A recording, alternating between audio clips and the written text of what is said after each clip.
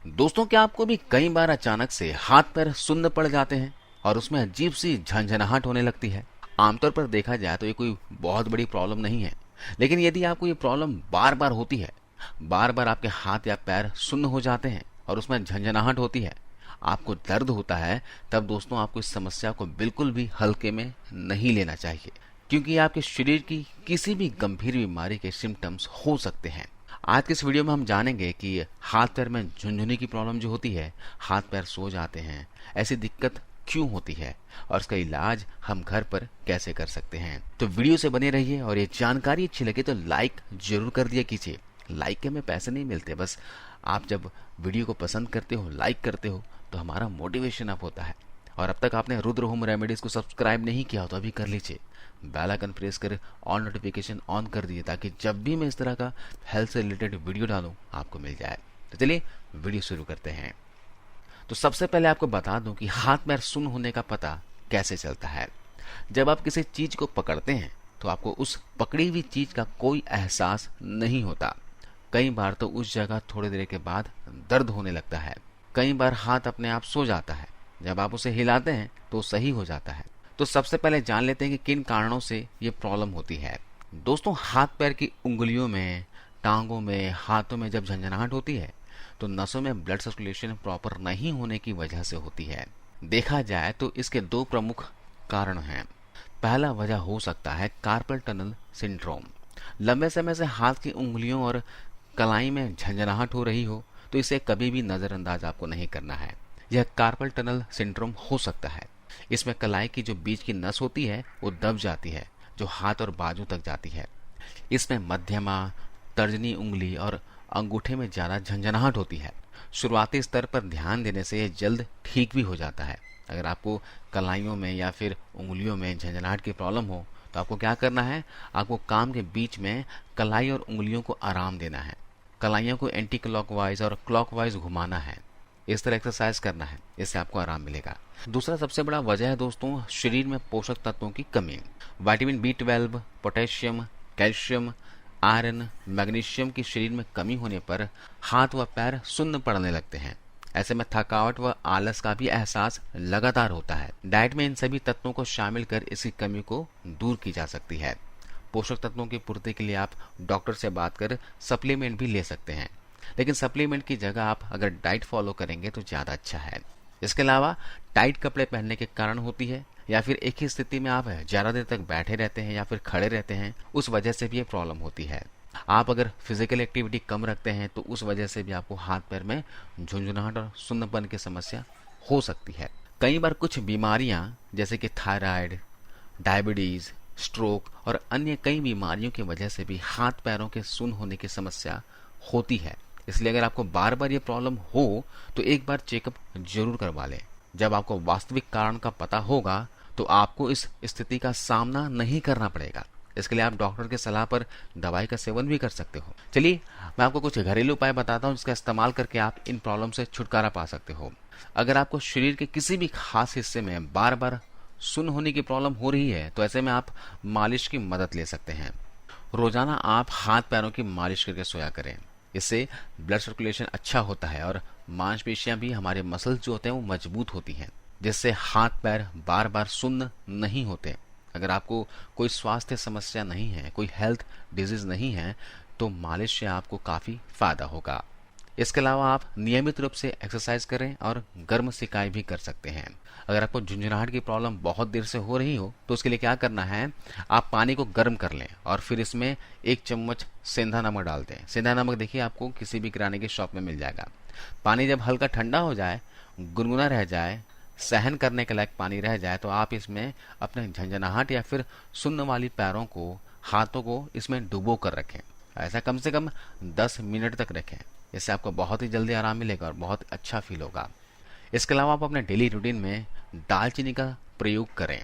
दालचीनी में काफ़ी मात्रा में न्यूट्रिशन मौजूद होता है जो हाथों पैरों में ब्लड फ्लो को बढ़ाते हैं। एक रिसर्च के अनुसार यदि आप दालचीनी का प्रयोग रोज करते हैं तो आप अपने शरीर की बहुत तरह की बीमारियों से बचे रहते हैं। दालचीनी दोस्तों शरीर की इम्यूनिटी को बढ़ाती है, जिससे शरीर में बीमारियों से लड़ने की शक्ति बढ़ जाती है, जिससे आप बहुत ही तरह की बीमारियों से बचे रहते हैं। दालचीनी का हर रोज प्रयोग करते हैं तो इससे न सिर्फ आप हाथ पैर के सुन्नपन से बचे रहेंगे, इसके अलावा भी आपको जोड़ों का दर्द, कमर दर्द कभी नहीं होगा, घुटनों का दर्द नहीं होगा। हर तरह के दर्द से आपको इसमें फायदा मिलेगा। तो चलिए जानते हैं दालचीनी का प्रयोग कैसे करना है। इसे लेने के 2 तरीके हैं। पहला, आप आधा चम्मच दालचीनी पाउडर लेकर 1 गिलास हल्के गुनगुने पानी में से घोल लीजिए और इसे पी लीजिए। दूसरा तरीका है कि आप आधा चम्मच दालचीनी पाउडर लीजिए और 1 चम्मच शहद लीजिए, दोनों को मिलाकर चाट लीजिए और ऊपर से 1 गिलास गुनगुना पानी पी लीजिए। ये दोनों ही तरीके बहुत ही फायदेमंद है। इसके इस्तेमाल से आपके हाथों पैरों के सुन्नपन की प्रॉब्लम जो है वो ठीक हो जाएगी और आगे नहीं होगी। दालचीनी का सेवन आप सुबह खाली पेट कर सकते हैं या फिर दोपहर के खाना खाने के 2 घंटे के बाद ले सकते हैं। इसके अलावा 2 और औषधि है जो इस प्रॉब्लम का बहुत ही अच्छे से इलाज करता है, वो है सौंठ और हल्दी। सौंठ दोस्तों ये अदरक का सूखा हुआ भाग होता है और हल्दी के बारे में आप जानते ही हो। आप इन दोनों औषधि को रात को सोने से पहले दूध के साथ प्रयोग कीजिए। इससे ब्लड सर्कुलेशन अच्छा होगा, नसों को मजबूती मिलेगी। तो इसके लिए क्या करना है कि 1 गिलास दूध में 1/4 चम्मच हल्दी का पाउडर, 1/4 चम्मच सौंठ का पाउडर मिलाना है और दूध को बॉईल करके जब ये ठंडा हो जाए हल्का, तो रात को सोने से आधे घंटे पहले पी लेना है। दोस्तों आपको सौंठ और हल्दी का पाउडर का इस्तेमाल आपको घर पर ही बनाकर करना है। आप इस तरह से खड़ी सौंठ ले आइए और खड़ी हल्दी ले आइए और घर पर ही पीसकर इसका पाउडर बनाकर इस्तेमाल में लाइए। तो अगर आप बाजार से हल्दी का पाउडर लाओगे, सौंठ का पाउडर लाओगे, तो कोई भरोसा नहीं है कि ये ओरिजिनल हो, कोई भरोसा नहीं, क्योंकि आज के मिलावटी चीज़ें बहुत मिल रही है। तो घर पे गांठ वाली लाइए, घर पे पीस कर इसका इस्तेमाल कीजिए, आपको इससे पूरे फायदे मिलेंगे। चलिए अब वो कौन सी चीज़ है जो आपको फॉलो करनी चाहिए। तो सबसे पहले आपको ब्लड फ्लो को बेटर रखना है। इसके लिए आपको डेली वर्कआउट, योगा करनी चाहिए। इसके अलावा आप अपने हाथों और पैरों पर मसाज करके सोएं। जैसे मैंने आपको बताया, तिल का तेल या फिर सरसों का तेल मसाज के लिए अच्छा होता है, जो ब्लड फ्लो को बेटर करता है। इसके अलावा आप अपने डेली डाइट में ऐसी चीज़ों को शामिल करें जो आपके शरीर में vitamin B12, potassium, calcium, iron, magnesium की कमी को पूरा करे। तो ऐसी कौन सी डाइट है जो शरीर में इन सभी पोषक तत्वों की कमी को पूरा करता है, ताकि आप इसे फॉलो कर आप अपनी इस प्रॉब्लम को बॉडी से हमेशा के लिए दूर कर सको। तो आपको मैं कुछ ऐसे फूड बता रहा हूँ जिसमें बहुत सारा सा पोटेशियम और मैग्नीशियम होता है। इसे लेने से मैग्नीशियम की कमी पूरी होती है। तो सबसे पहली चीज़ है बनाना, यानी कि केला खाएं। पालक को डाइट में शामिल करें। पालक में आयरन भी काफ़ी मात्रा में होता है। तिल के बीजों का सेवन करें। अभी बारिश का मौसम शुरू हो चुका है और ठंड का मौसम आ रहा है, तो अब घर पर तिल की लड्डू बनाकर खाइए। तिल और गुड़ का लड्डू बनाकर या चिक्की बनाकर इसका प्रयोग कीजिए। अपने बच्चों को भी दीजिए और आप भी खाइए।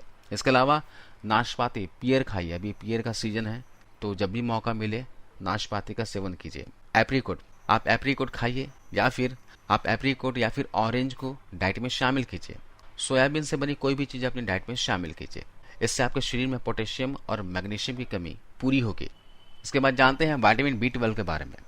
दोस्तों विटामिन B12 वेज में बहुत ही कम होता है, लेकिन फिर भी जो चीज़ें मिट्टी में पैदा होती हैं उसमें B12 होता है। इसलिए आलू, गाजर, मूली, शकरकंद, चुकंदर, इन्हें डाइट में शामिल कीजिए। इसके अलावा डेयरी प्रोडक्ट को डाइट में शामिल कीजिए। दही, पनीर, चीज, मक्खन, इनमें काफ़ी मात्रा में विटामिन B12 होता है। तो नॉनवेज में ऐसी कौन सी चीज़ें हैं जिसमें B12 होता है? तो उसमें है अंडा, मछली, red meat, chicken, sea food, इसमें काफ़ी मात्रा में B12 होता है। लेकिन ध्यान रहे कि ज़्यादा मात्रा में नॉनवेज का सेवन ना करें। ज़्यादा नॉनवेज खाने से यूरिक एसिड की प्रॉब्लम हो सकती है। बैड कोलेस्ट्रॉल भी बॉडी में बढ़ने लगता है। तो इसलिए अगर नॉनवेज खाते ही हो तो सबसे अच्छा है मछली खाइए। मछली बहुत अच्छे से डाइजेस्ट हो जाता है और इसमें काफ़ी सारे से पोषक तत्व भी होते हैं। इसके अलावा कैल्शियम आयरन की पूर्ति के लिए आप, जैसे मैंने बताया, पालक खाइए, काफ़ी आयरन होता है। किशमिश खाइए। किशमिश बहुत ही अच्छा ड्राई फ्रूट है दोस्तों। 1 मुट्ठी किशमिश को रात को भिगोकर सुबह किशमिश खा लें और बचे हुए पानी को पी लें। ऐसा लगातार 2 महीने तक करें। शरीर में बहुत सारी सी प्रॉब्लम को ठीक कर देगा। दिन भर में खजूर खा सकते हैं 1-2। अनार, पका हुआ अमरूद खाइए। डार्क चॉकलेट पसंद हो तो डार्क चॉकलेट को अपने डाइट में शामिल कर लीजिए। लहसुन खाइए। लहसुन ब्लड सर्कुलेशन को बढ़ाने में बहुत ही हेल्पफुल होता है।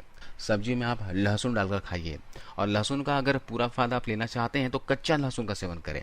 सुबह खाली पेट या फिर नाश्ता करने से आधे घंटे पहले 2 कली लहसुन को बारीक बारीक काट लें और 1 चम्मच शहद के साथ चबा चबा कर खा लें। इससे आपको बहुत फ़ायदा मिलेगा दोस्तों। इससे ब्लड सर्कुलेशन आपका बहुत ही अच्छा होगा।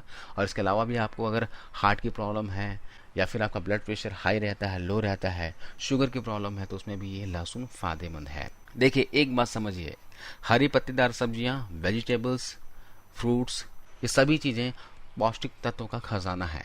ड्राई फ्रूट्स में भी विटामिन और मिनरल्स काफ़ी मात्रा में पाए जाते हैं। तो आप हरी सब्जियां, फ्रूट्स, ड्राई फ्रूट्स को जरूर डाइट में शामिल किया करें।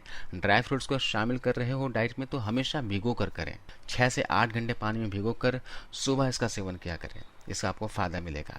आप एक बात ध्यान में रख लीजिए कि जो भी शरीर में बीमारियां होती हैं, लगभग सारी बीमारियां हमारी लाइफस्टाइल से जुड़ी होती हैं, हमारे खान पान से जुड़े होते हैं। तो खान पान का आप खास ख्याल रखें, आप हमेशा हेल्दी रहेंगे। और साथ ही साथ योग एक्सरसाइज जरूर किया करें। तो आज की इस वीडियो में बस इतना ही दोस्तों। वीडियो की जानकारी कैसी लगी आप हमें कमेंट्स कर बताना, और इस वीडियो को अपने सोशल मीडिया अकाउंट्स पर अपने दोस्तों के साथ, परिवार के सदस्यों के साथ जरूर शेयर करना। आपको इस वीडियो को देखने के लिए बहुत बहुत धन्यवाद।